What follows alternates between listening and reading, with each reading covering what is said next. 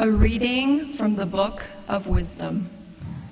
The wicked say, "Let us beset the just one, because he is obnoxious to us.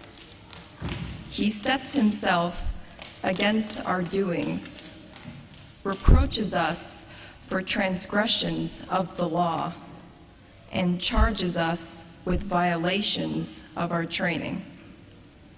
Let us see whether his words be true. Let us find out what will happen to him.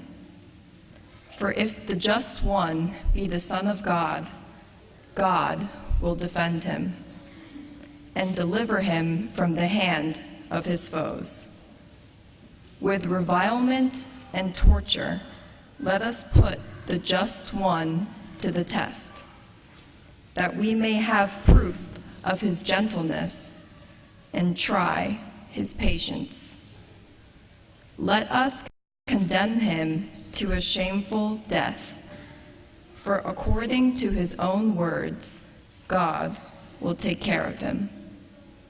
The word of the Lord.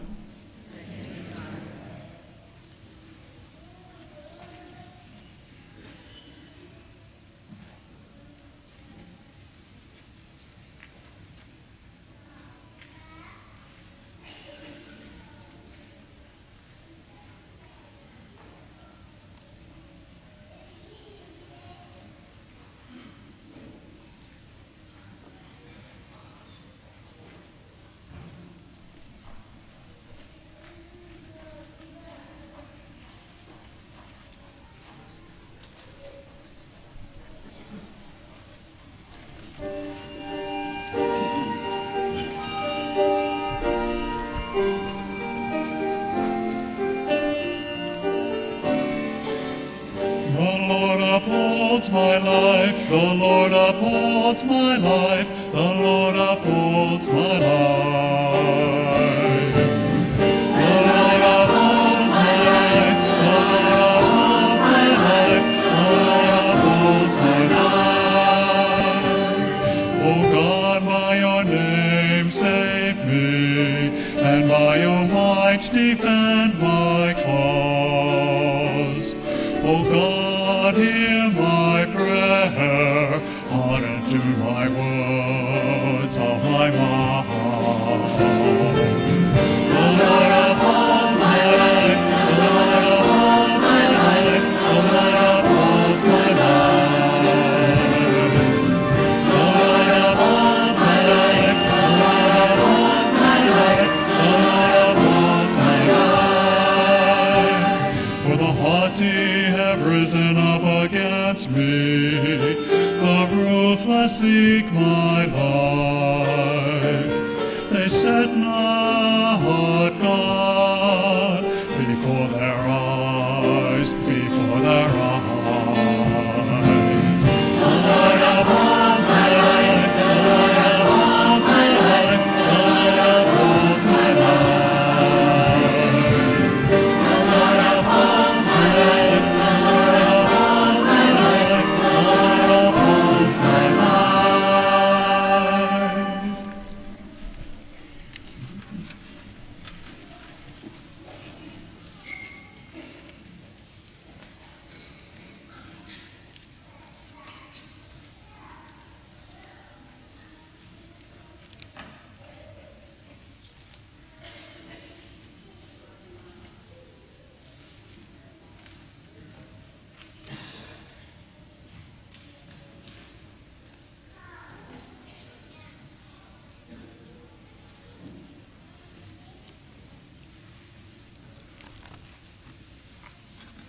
A reading from the letter of St. James. Beloved, where jealousy and selfish ambition exist, there is disorder and every foul practice. But the wisdom from above is first of all pure, then peaceful, gentle, compliant, full of mercy and good fruits, without inconstancy or insincerity. And the fruit of righteousness is sown in peace for those who cultivate peace. Where do the wars And where do the conflicts among you come from? It is not from your passions that make war within your members. You covet, but do not possess. You kill and envy, but you cannot obtain. You fight and wage war. You do not possess because you do not ask. You ask, but you do not receive, because you ask wrongly, to spend it on your passions. The word of the Lord.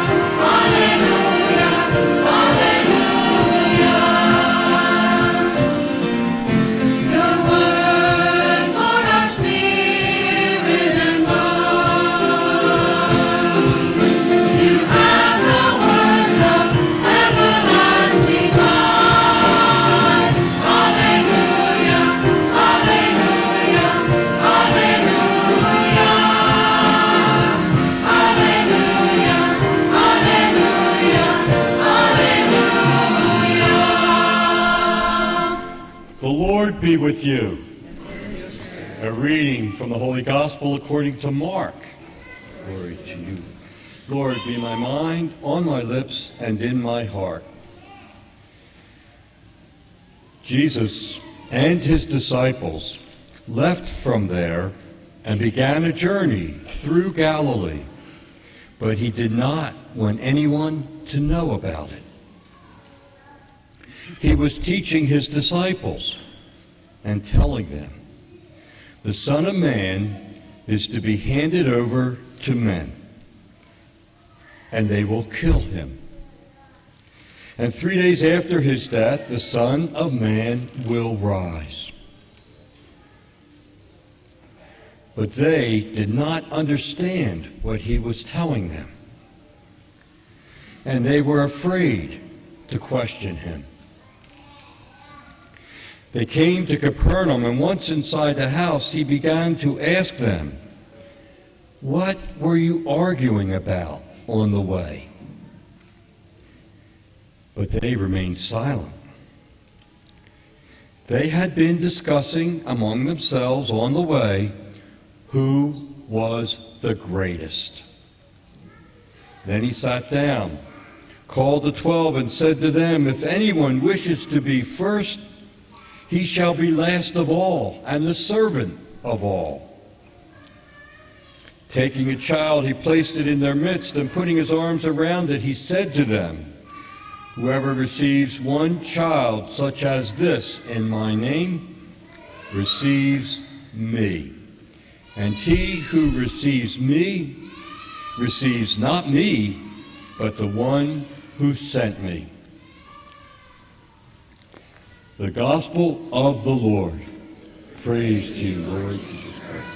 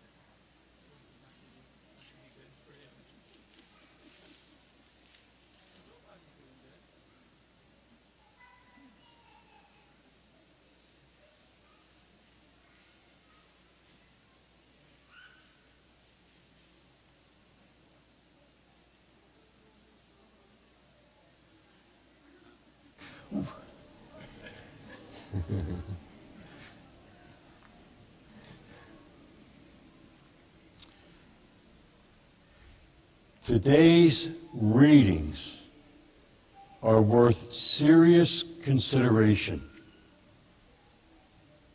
They tell us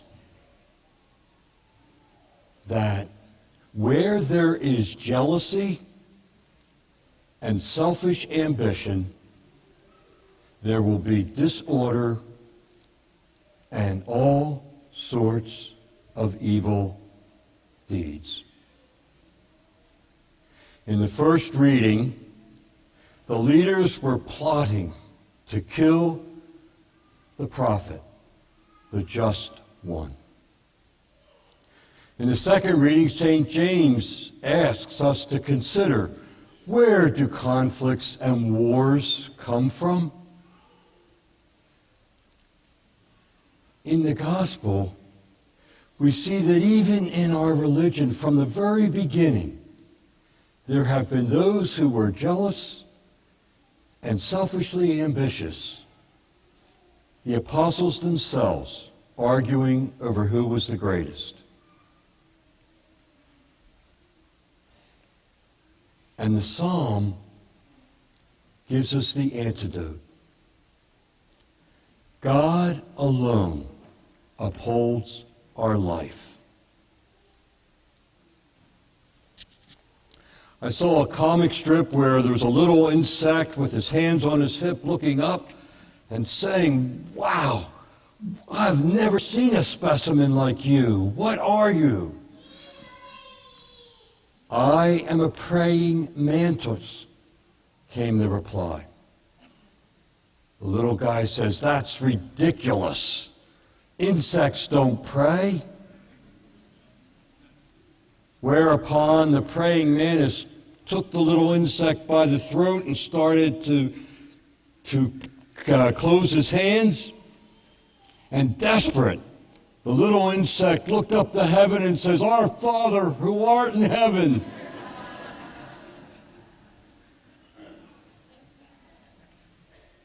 We may think we can get by without God,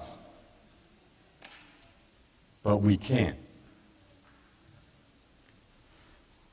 Little 2 to 3-year-olds get their legs and entertain us as when they're going back from giving their offering, they run around the church with their dads chasing them. They think they're so independent, but we know they're not. The training wheels come off the bikes and the horizons broaden. But we know they're still needing our protection. We go off to college and find ourselves free from our parents' control and feel liberated. But you know, we're not on our own. And we, as we mature, may actually think we are our own maker.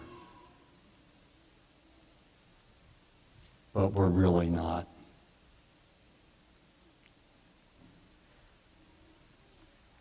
St. James answers his own question in that second reading.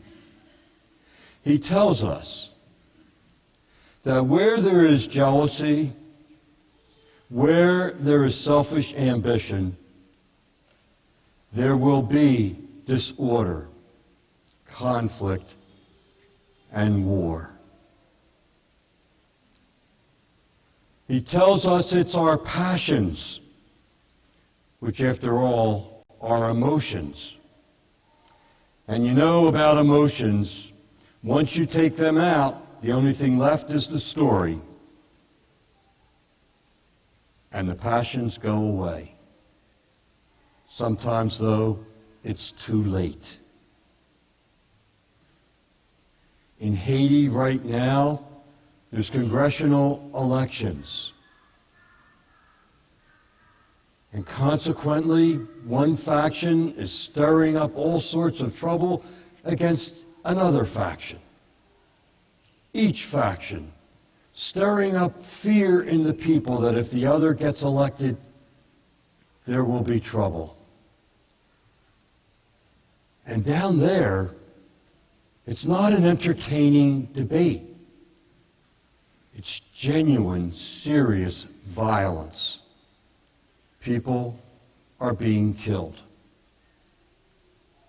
Consequently, our surgical mission trip, which was scheduled to leave tomorrow, has to be postponed. And lives that might have been saved, or at least helped, made better, that won't happen. We see on the TV and the media, it seems like countless of our brothers and sisters, fellow human beings, many of them parents with their children, fleeing the war and cruelty in Syria and the Middle East.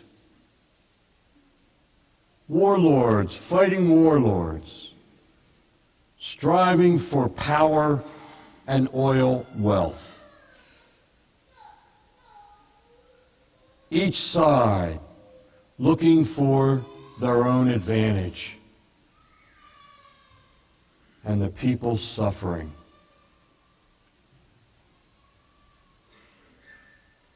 Where jealousy and selfish ambition are present, there will be conflict, war, disorder, and every evil practice. James nailed it. We can witness it.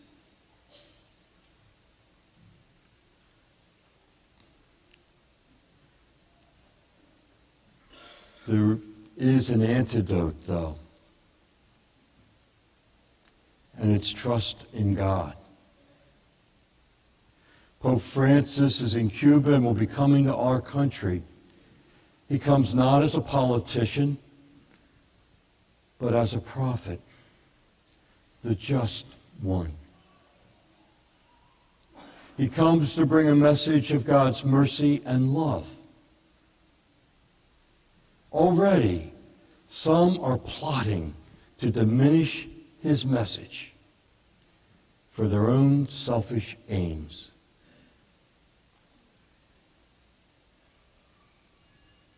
He is not afraid. He may be the most liberated leader in the world. Jesus told us countless times, do not be afraid. Just have faith. In the Bible, 366 times it says, do not be afraid. Have faith in God. There's a message there for us.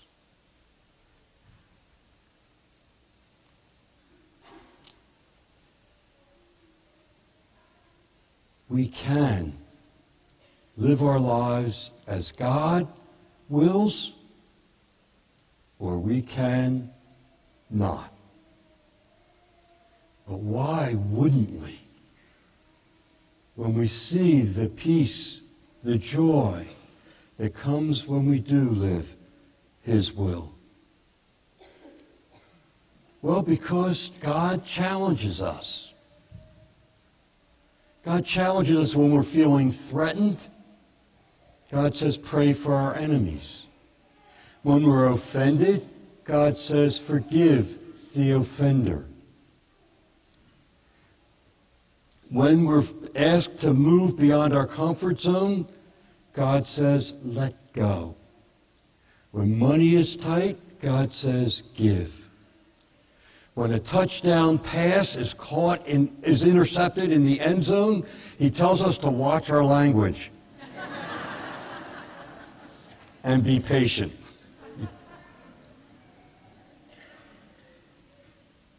even though we can't see God at work, God tells us to have faith and to trust. A young man was taking his date home and walking her up the sidewalk to her door. And as he walked, he just inside himself was saying, oh God, up above, should I kiss the one I love? And a voice came within saying, my son, down below, pucker up and give her a go. When we're feeling choked, when we're feeling desperate, we don't have to be afraid. We can pray and expect good news.